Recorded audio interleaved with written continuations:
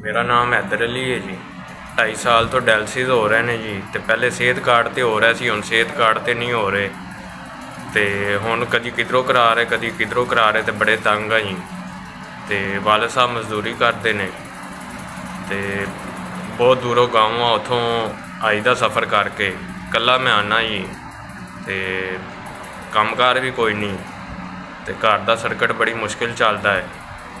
ਅਤੇ ਹੁਣ ਡਾਇਲਸਿਸ ਕਰਾਉਣੇ, ਅਤੇ ਡਾਇਲਸਿਸ ਲਈ ਮੈਂ ਬੜਾ ਪਰੇਸ਼ਾਨ ਹਾਂ। ਪਹਿਲੇ ਸਿਹਤ ਕਾਰਡ 'ਤੇ ਹੋ ਰਿਹਾ ਸੀ ਅਤੇ ਆਸਾਨੀ ਨਾਲ ਹੋ ਜਾਂਦੇ ਸੀ, ਹੁਣ ਸਿਹਤ ਕਾਰਡ 'ਤੇ ਨਹੀਂ ਹੋ ਰਿਹਾ। ਅਤੇ ਹੁਣ ਡਾਇਲਸਿਸ ਕਰਾਉਣੇ ਆ, ਅਤੇ ਜੀ ਮੈਂ ਕਿਸੇ ਨਾਲ ਬਹਿ ਬੂ ਕੇ ਆਉਂਦਾ ਅਤੇ ਬੜੀ ਪਰੇਸ਼ਾਨੀ ਹੈ।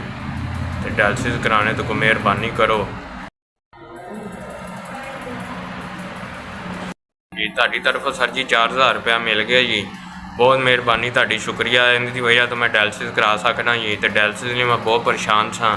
ਅੱਲਾਹ ਤਾਲਾ ਤੁਹਾਨੂੰ ਸਿਹਤ ਤੰਦਰੁਸਤੀ ਦੇਵੇ, ਤੁਹਾਡੇ ਬੱਚਿਆਂ ਨੂੰ ਵੀ ਸਿਹਤ ਤੰਦਰੁਸਤੀ ਦੇਵੇ ਜੀ।